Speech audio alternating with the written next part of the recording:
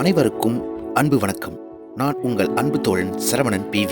ஒரு ஞானி ஒருமுறை கூறினார், யாரையும் பழிவாங்க வேண்டாம், அழுகிய பழங்கள் தானாகவே விழும் என்று கூறிய வார்த்தைகள் பொறுமையாக காத்திரு.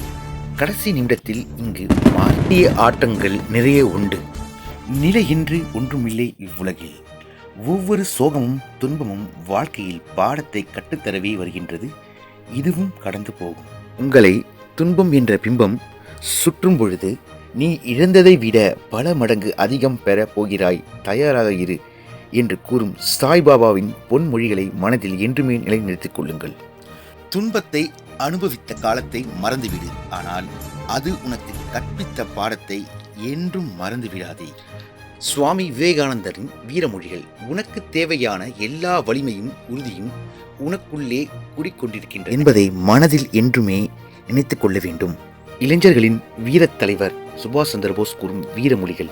கலங்காத உள்ளம் படைத்தவர்களே இறுதி வெற்றிக்கு உரியவர்கள் என்று கூறுகிறார். எடுத்த செயலை முடிக்காமல் கைவிடும் பொழுது வெற்றிக்கு எவ்வளவு அருகில் இருக்கின்றோம் என்ற பலருக்கு தெரியவில்லை. எனவே தோல்வியை தழுவுகின்றனர். தாமஸ் எடிசன் கூறிய பொன்மொழிகள் நினைவில் கொள்ளுங்கள். நாம் ஒருவருக்கு செய்யும் கெடுதல் நமக்கு ஏதோ ஒரு ரூபத்தில் வந்து சேரும் என உறுத்தும் இந்த குறும்படத்தை பார்த்தும் திருந்தாதவர்கள் அழிவு பாதையில் தங்களை அழைத்துச் செல்கின்றனர். பிறரை அழிக்க நினைப்பதினால் மெல்ல மெல்ல அழிந்து போகிறேன் என கூறும் அழிப்பானின் கூக்குரல். தலைகணம் இருப்பதால் தினம் தினம் சாகுகிறேன் என்று கூறும் தீக்குச்சியின் வார்த்தைகள் மனதில் என்றுமே நினைத்து கொள்ள வேண்டும். அன்பு நண்பர்களே, போராடி தோற்றுப்பார், ஜெயித்தவனும் உங்களை என்றும் மறக்க மாட்டான். நன்றி.